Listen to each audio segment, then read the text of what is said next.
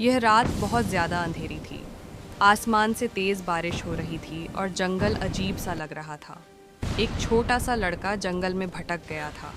उसका दिल तेज़ तेज़ धड़क रहा था और उसे रास्ता बिल्कुल याद नहीं था। चारों तरफ से अजीब आवाज़ें आ रही थीं।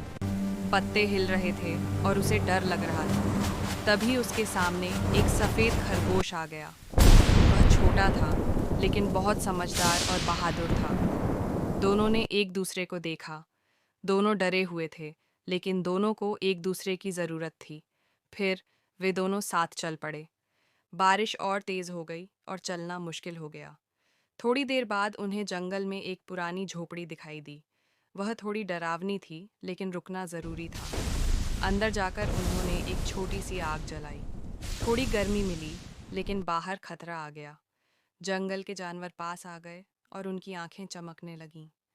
खरगोश ने दिमाग लगाया और आग की मदद से जानवरों को डरा दिया। फिर दोनों वहां से भाग निकले। बारिश की वजह से उनके कदमों के निशान मिट गए और वे बच गए। चलते चलते उन्हें बारिश में एक चमकता हुआ घर दिखाई दिया। यह एक राजकुमारी का घर था।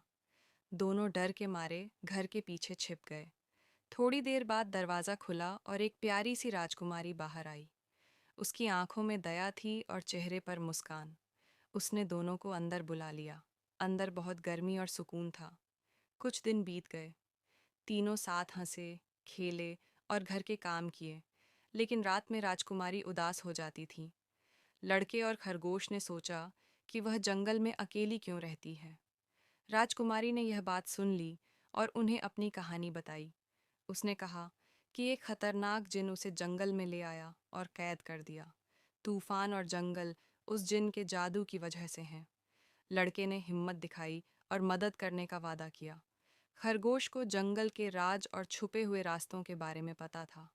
दोनों ने मिलकर एक योजना बनाई और रात के अंधेरे में सफ़र शुरू किया। वे चुपचाप चलते हुए जादू के निशान तक पहुंच गए।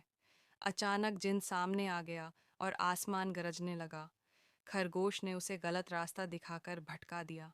लड़के ने जादू का निशान तोड़ दिया। चारों तरफ रोशनी फैल गई। तूफान रुक गया और जंगल बिल्कुल ठीक हो गया। राजकुमारी आज़ाद हो गई। उसकी आंखों के आंसू खुशी में बदल गए और आखिरकार तीनों को अपना प्यारा सा घर मिल गया।